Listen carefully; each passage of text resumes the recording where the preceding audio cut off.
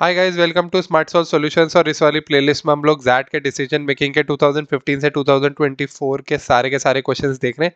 आज हम लोग जैट 2018 सेट 2 का क्वेश्चन नंबर 2 देखने वाले हैं इस वीडियो में। So let's get started. So the question says that Lal and Sons a family business comprises three different companies in three different industries. Sudarshan Lal was heading the entire business from the inception. 2 years ago, he hired three managers, one for each company, and Chhagan Lal as the CEO to look after the entire business. These three managers are reporting to the CEO. However, Sudarshan Lal and his family still own the entire business, though they are not involved in day-to-day operation. तो मतलब वही simple सी चीज़ है कि भाई सुदर्शन लाल जो है उनकी family जो है वो अभी भी ओन करती है बिजनेस को, और छगन लाल जो है वो सीईओ है, और इसके नीचे इन्होंने तीन अपनी कंपनीज के लिए तीन डिफरेंट मैनेजर जो है वो असाइन कर दिए। तो ये है पहला पैराग्राफ। ठीक है, क्वेश्चन क्या बोल रहा है? Some of the senior employees who left Lal and sons in recent past have complained to Sudarshan that the long cherished value of the organization, such as respect for elders, job security, etc., are being compromised. Which of the following options, if true, will indicate that Sudarshan that the employees are misleading him? ठीक है, तो हमें एक ऐसा option ढूंढना है जिसमें हमको ये पता चले जिस ऑप्शन से कि भाई सुदर्शन को जो है मिसलीड किया जा रहा है, मतलब झूठ बोल रहे हैं, उसको बहका रहे हैं, उसको भड़का रहे हैं एम्प्लॉयज सुदर्शन के। ठीक है, चलो ऑप्शन नंबर ए देखते हैं।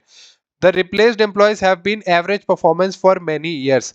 भाई वो एवरेज परफॉर्मर थे तो भी वो जो बोल रहे हैं कि भाई एल्डर्स की रिस्पेक्ट जा रही है, जॉब सिक्योरिटी नहीं है, वो तो हो ही सकता है ना। उसमें मिसलीड कर रहे हैं वो, इस चीज से हमें कैसे पता चल रहा है?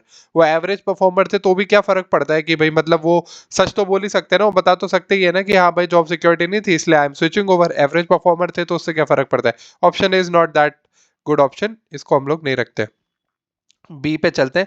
When senior employees were assigned to lead challenging but critical position in the organization, they resigned. अच्छा, सबसे पहली चीज तो कि भाई इन एम्प्लॉयज को चैलेंजिंग बट क्रिटिकल पोजीशन जो है वो असाइन किए गए थे। तो इसका मतलब ये है कि उनका जो कंपनी में जो है, मतलब उनको और जो उनका ओहदा था वो बढ़ाया जा रहा था, उनको और अच्छी पोजीशंस दी जा रही थी, प्रमोशंस दिए जा रहे थे, राइट?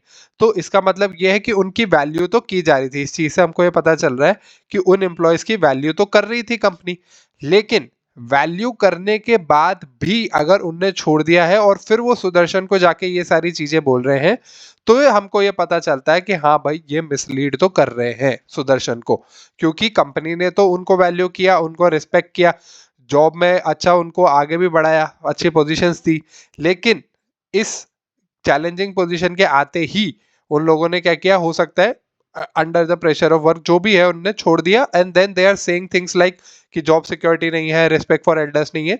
तो that is misleading, because company actually आपको वैल्यू कर रही है बट आपने कुछ और बनाया।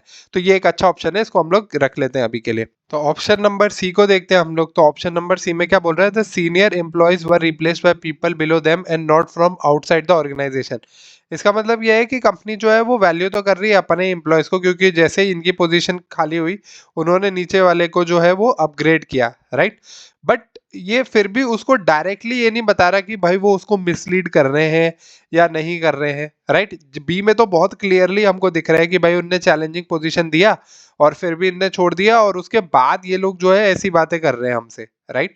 लेकिन सी जो है उतना क्लियर नहीं बता रहा, इवन दो थोड़ा सा हिंट दे रहा है, but not better than B. तो C is not better than B, इसलिए हम सी को हटा देंगे। ऑप्शन नंबर डी देखते हैं। तो ऑप्शन नंबर डी बोलता है the replace senior employees had only 4 more years of service and were not compensated for the premature termination. इससे तो उसको लगेगा जो ये बोल रहे हैं वो सही बोल रहे हैं, मिसलीड नहीं कर रहे हैं। मिसलीड वाली चीज उसको नहीं लगेगी इसमें।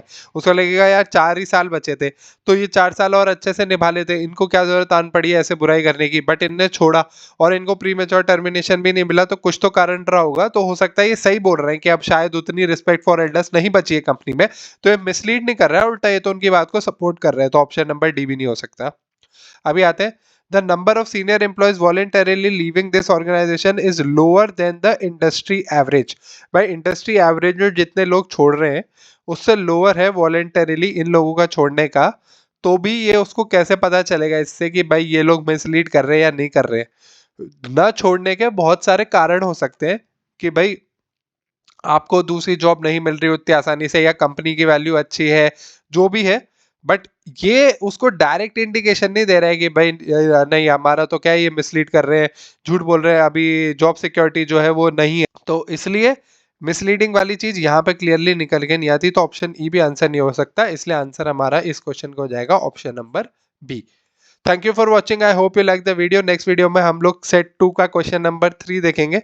अगर आप लोगों को कोई भी डाउट है तो आप मुझे कमेंट सेक्शन में बता सकते हैं। Till then stay tuned to the channel and do like share and subscribe Smart Solve solutions.